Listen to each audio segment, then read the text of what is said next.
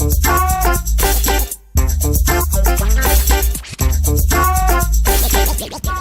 today's video, I'm going to be teaching you all the basics so you can get out there and build your own trail right now. The first thing is to think about the character of the trail you want.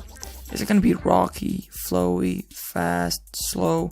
Should you be able to ride it in one take or have to get off and scout every feature? Kind of like a lot of the trails in Squamish. The overall character of the trail will for some part depend on the terrain and percent grade. The next step is rather obvious, but undoubtedly the most important. Scoping lines. This is the part where you can get creative and have fun, but there is a couple of things you should be careful of. First thing you should avoid is the fall line. I'm not going to get fancy, but simply this is a fall line. And that, and this, and even over there.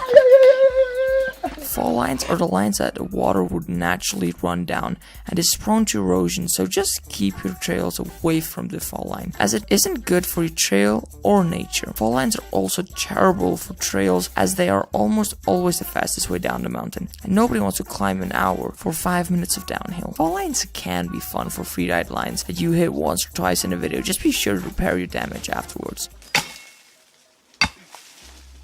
Linking up sections is another very important detail. Make sure your corners and sections line up. Also be careful with having a slow checky rock roll right after a fast flowy section. In that case, you will want to use what I like to call a speed predictor, and that's our next tip. Speed predictors are simply a feature or section that determines your speed, and it can be great for setting up the riders to an upcoming feature. In this case, with an upcoming rock roll, I would just put a rock garden in before that to slow you down. The next step is to keep the flow. Always remember to keep the flow. Even some of the hardest downhill racetracks will have flow.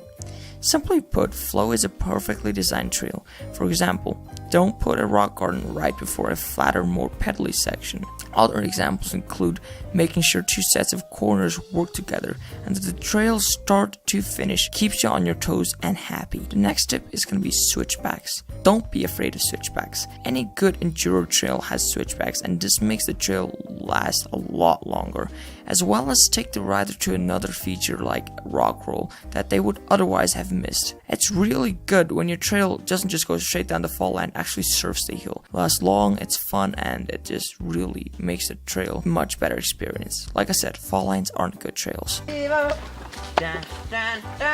And finally, finish on a bang. This way the rider ends on a positive note and will most likely love the trail even more.